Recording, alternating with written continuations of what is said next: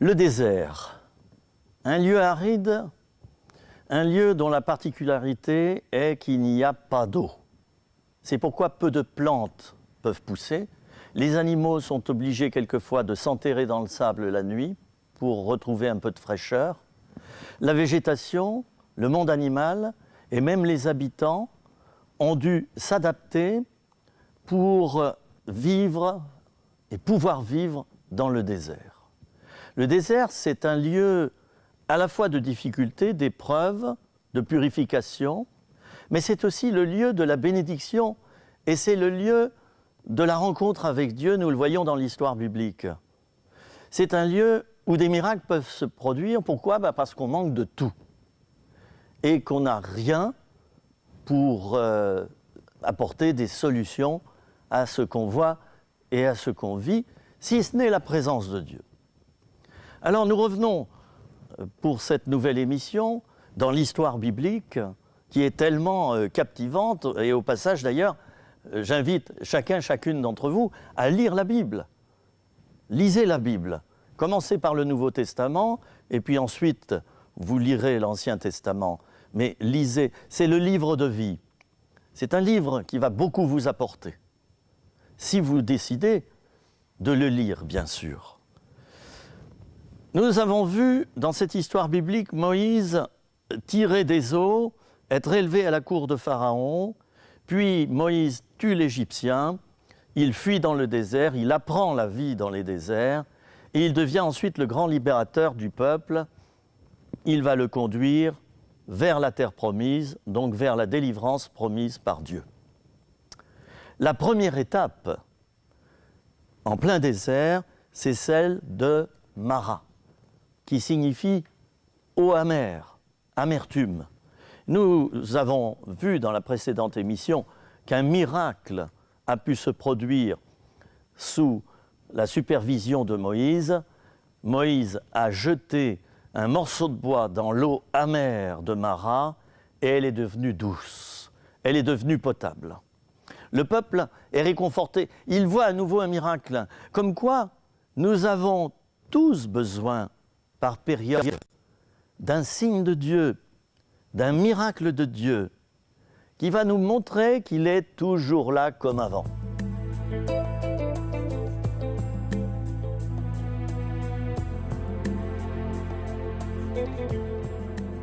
Le peuple a donc vu un grand miracle à Mara, et l'eau qui était infecte et saumâtre est devenue potable. Le peuple s'est rafraîchi, il a pu boire. Et il a pu parcourir le lendemain, après un campement improvisé la nuit, il a parcouru le lendemain les 15 kilomètres qui le séparaient d'Élim. Et la stupeur, c'est magnifique. Les palmiers, les 70 palmiers, c'est une véritable forêt, et les 12 sources d'eau sont là. Le peuple se détend et se dit « mais qu'est-ce que c'est bon de se soumettre à Dieu, qu'est-ce que c'est bon de marcher avec lui, on n'est pas déçu au fond. » Et là, eh bien, le texte nous dit ceci, Exode chapitre 15, verset 27, « Ils arrivèrent à Élim, où il y avait 12 sources d'eau et 70 palmiers, ils campèrent là près de l'eau. » Voilà, ils se mettent près de l'eau, près de la bénédiction. Et nous savons que dans le désert, si on ne boit pas d'eau, sous 48 heures, on meurt. Alors eux, ils ont un instinct, ils ont une intuition, et ils se mettent tout près de l'eau. Élim, ça signifie lieu de palmier. L'oasis d'Élim possédait un débit d'eau permanent d'environ 80 litres par seconde. Et d'ailleurs, cette oasis, on l'a identifiée à l'oasis de l'Oued Garandel, à un peu plus de 100 km de Suez. 80 litres par seconde, voilà le débit. La végétation est luxuriante, chers amis. Là, le peuple se met à camper quelque temps, il se repose et il refait ses réserves d'eau. Alors, Élim, c'est le lieu du repos, dans une végétation luxuriante en plein désert, où l'eau bien fraîche ne manque pas. Cette halte, c'est le signe de l'amour de Dieu, qui n'abandonne jamais ses créatures, malgré les souffrances du désert. Il y aura encore d'autres étapes. Tout n'est pas terminé, on ne fait que commencer. Et il est surprenant de constater que Jésus-Christ, juste après son baptême, a dû lui aussi aller 40 jours au désert. C'est l'Esprit de Dieu qui l'a conduit au désert, où il a jeûné et où il a été tenté par le diable. Chers amis, il y aura des déserts dans nos vies. Mais ces déserts nous transformeront de l'intérieur et nous rendront plus forts. Jésus-Christ a dû passer par là. Et il a été rendu fort pour rentrer ensuite dans le ministère. Il y a un parallèle entre cette traversée du désert et ce séjour de Jésus dans le désert, dans le Nouveau Testament.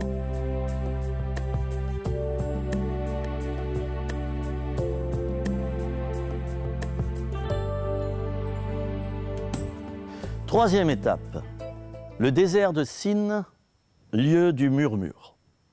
Le livre de l'Exode, chapitre 16, verset 1er, nous dit ceci. Toute l'assemblée des enfants d'Israël partit d'Élim. Et ils arrivèrent au désert de Sin, qui est entre Élim et Sinaï, le 15e jour du second mois après leur sortie d'Égypte.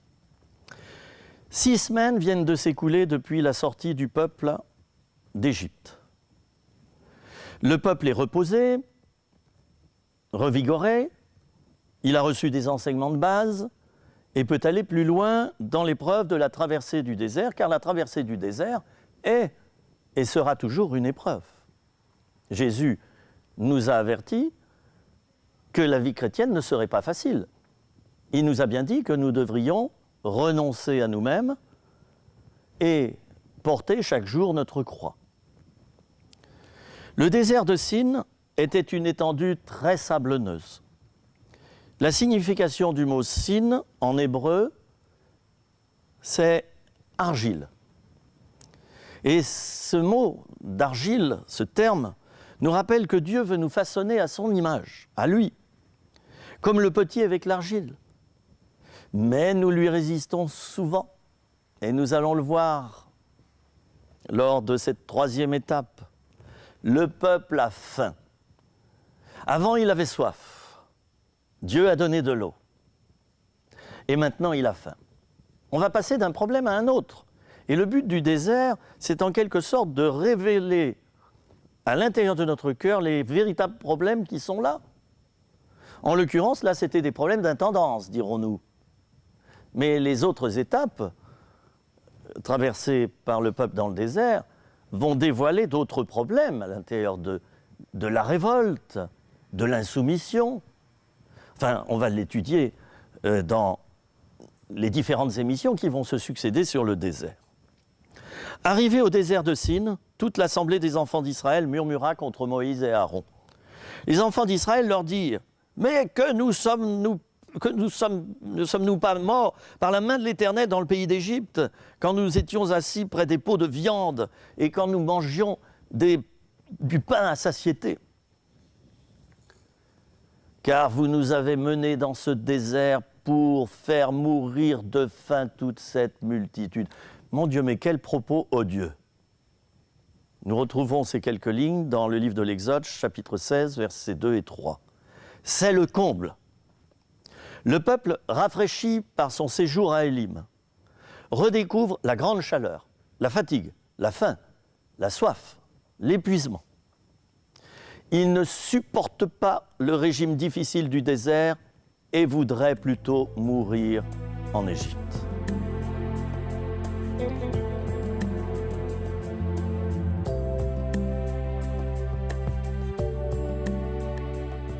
Le peuple aurait voulu, à ce stade-là, faire marche arrière et retourner à sa captivité d'avant. Ainsi, malheureusement, faisons-nous, nous, chrétiens, lorsque nous retournons en arrière vers notre passé et que nous nous mettons à rentrer à nouveau dans la convoitise de nos anciens péchés. Alors le peuple, là, n'a pas intégré profondément les dernières leçons et les enseignements que Dieu lui avait donnés à Mara et à Élim, car il y avait des enseignements. Il va murmurer gravement, s'exposer au péché et à ses conséquences. Mais Dieu qui est bon, qui est fidèle, va répondre tout de même à leurs demandes, malgré les murmures. L'Éternel dit à Moïse, « Voici, je ferai pleuvoir pour vous du pain du haut des cieux. Le peuple sortira et en ramassera jour par jour la quantité nécessaire afin que je le mette à l'épreuve et que je vois s'il marchera ou non selon ma loi. » Exode 16, verset 4. Moïse dit au peuple, « L'Éternel vous donnera ce soir de la viande à manger et au matin du pain à satiété, parce que l'Éternel a entendu les murmures que vous avez proférés contre lui, car que sommes-nous? Ce n'est pas contre nous que sont vos murmures, c'est contre l'Éternel. » Exode 16, verset 8. C'est magnifique. Dieu décide d'oublier les murmures. Il fait la sourde oreille comme un bon père qui écoute ses enfants râler. Et il va donc donner du pain quotidiennement. Car chaque jour suffit sa peine, souvenons-nous. Et dans le désert se pose le problème de la conservation difficile des aliments. Dieu le savait, et il ne donnera la nourriture que jour par jour. C'est une épreuve. Dieu donnera la nourriture, ce n'est pas la logistique des hommes.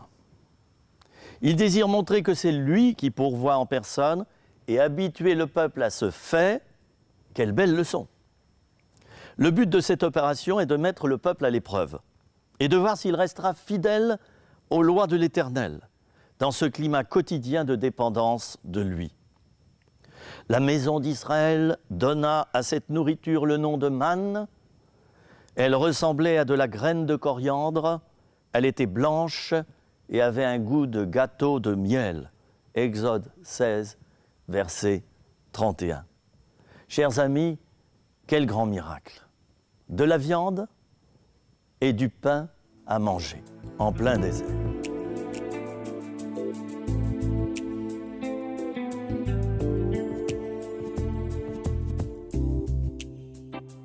Mais malgré cela, l'état d'esprit du peuple est incroyablement négatif. Une présence de Dieu plus forte était devenue vraiment nécessaire pour renouveler la vie spirituelle du peuple et lui redonner confiance en Dieu et en la promesse de délivrance qu'il lui avait faite. Dieu en personne descendra donc dans la nuée et sa présence renouvellera tout le peuple par son esprit. Moïse dit à Aaron, « Dis à toute l'assemblée des enfants d'Israël, approchez-vous devant l'Éternel, car il a entendu vos murmures. » Et tandis qu'Aaron parlait à toute l'assemblée des enfants d'Israël, ils se tournèrent du côté du désert, et voici, la gloire de l'Éternel parut dans la nuée. Exode 16, versets 9 et 10. La présence de Dieu descend, qui va renouveler le peuple de l'intérieur. Nous en avons tellement besoin, nous tous, les uns et les autres, de cette présence. Quand nous baissons les bras, quand tout va mal, quand nous crions à Dieu en lui disant « c'est plus possible, je ne peux plus avancer ».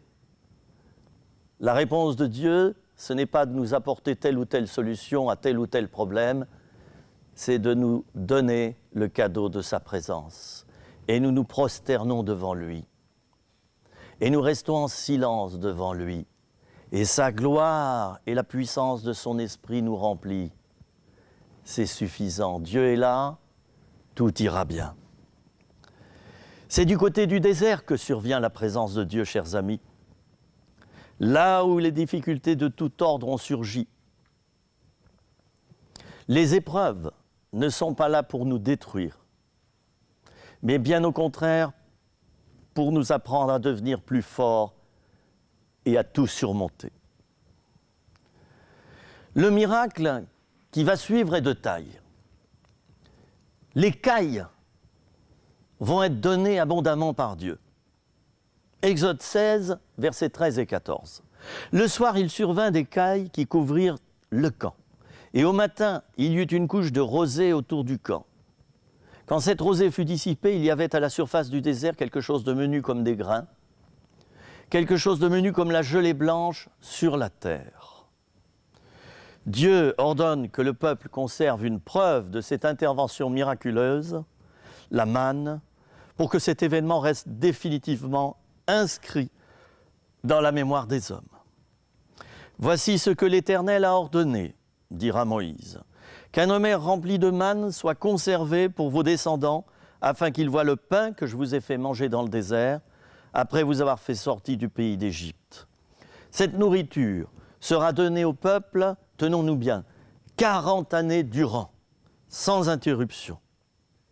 Le désert de Sin, le lieu du murmure, pour apaiser le peuple, Dieu descend en personne et donne une nourriture surnaturelle.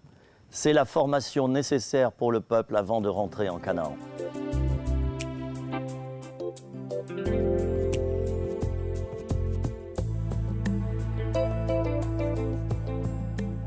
Quatrième étape, Réphidim, le lieu de l'espace. Après la traversée du désert de Sin, le peuple campe à Réphidim. Réphidim signifie grands espaces. Dieu veut mettre le peuple au large, lui faire goûter aux joies de la liberté et lui rappeler qu'il n'est plus en captivité. Nous avons souvent besoin, nous tous, de goûter à la liberté des enfants de Dieu, après être passés par des moments difficiles où nous avons été éprouvés par des jougs successifs. Rappelons ce verset de la deuxième épître aux Corinthiens, c'est Paul qui l'écrit, chapitre 3, verset 17. « Or, le Seigneur, c'est l'Esprit. Et là où est l'Esprit du Seigneur, là est la liberté. » Toute l'assemblée des enfants d'Israël partit du désert de Sin, selon les marches que l'Éternel avait ordonnées, et ils campèrent à Réphidim, où le peuple ne trouva pas d'eau à boire. Exode 17, verset 1er. Alors là, ça recommence. Il va y avoir récidive. Et voyez-vous, nous sommes tous des récidivistes en herbe. Nous sommes tous capables de recommencer.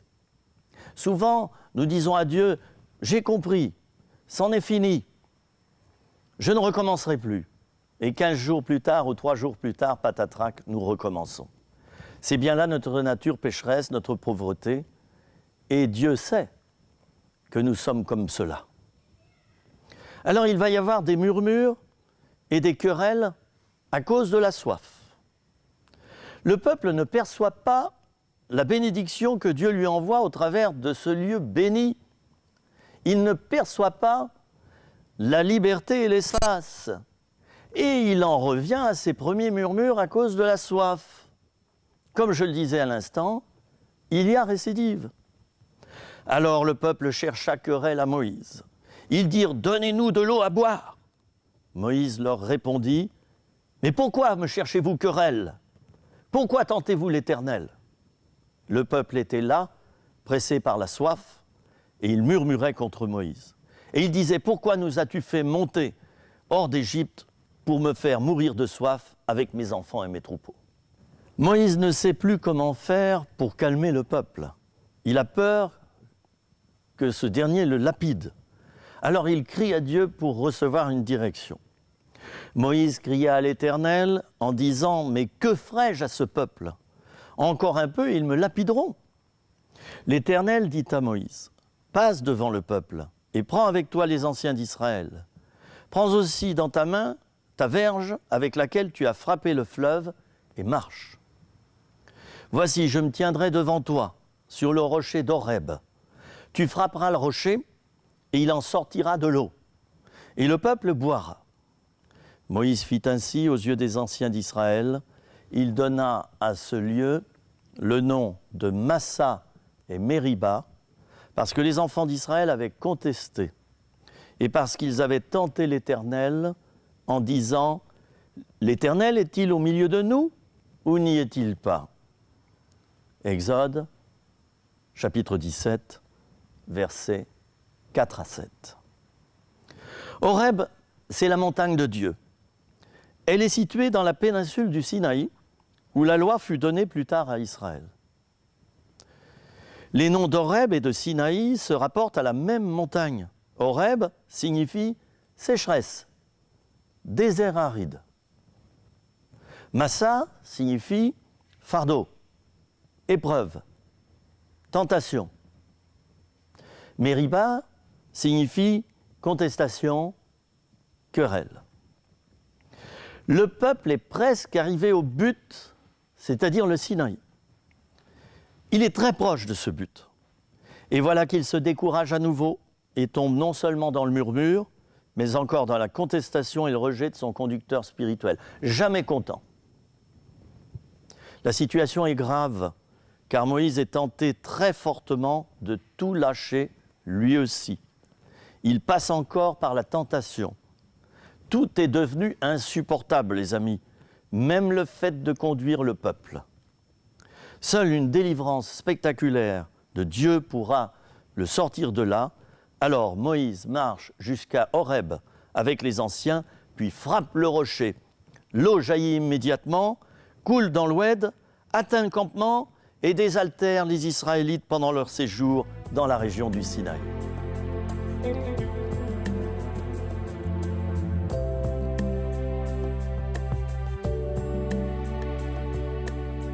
Chers amis, nous arrivons à la conclusion de cette émission sur le désert.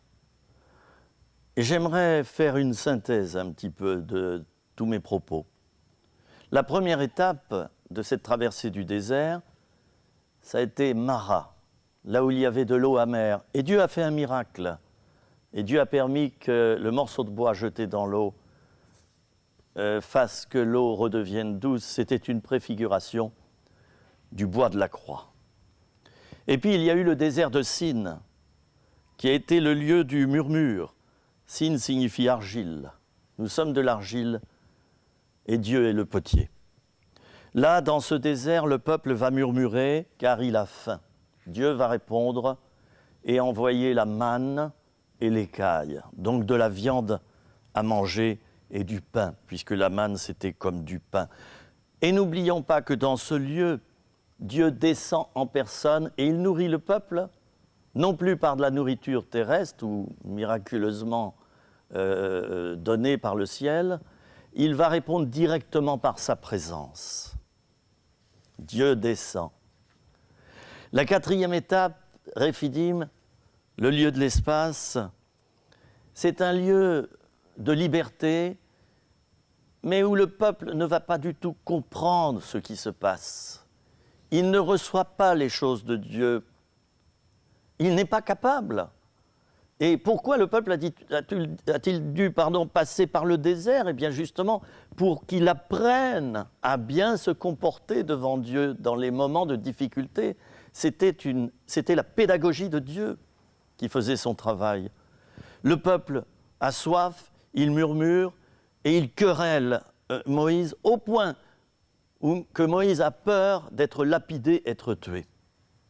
Alors Moïse fera jaillir l'eau du rocher. Chers amis, il y a des temps dans nos vies où tout est difficile, je l'ai déjà dit. Il y a des moments où nous voulons retourner en arrière, regarder en arrière, des moments où il nous semble que Dieu désire nous faire souffrir. Non, Dieu ne veut pas nous faire souffrir. Il veut nous apprendre des leçons essentielles. Eh bien, apprenons-les, tournons-nous vers lui et recevons de lui les miracles et la grâce nécessaires à la poursuite de notre cheminement.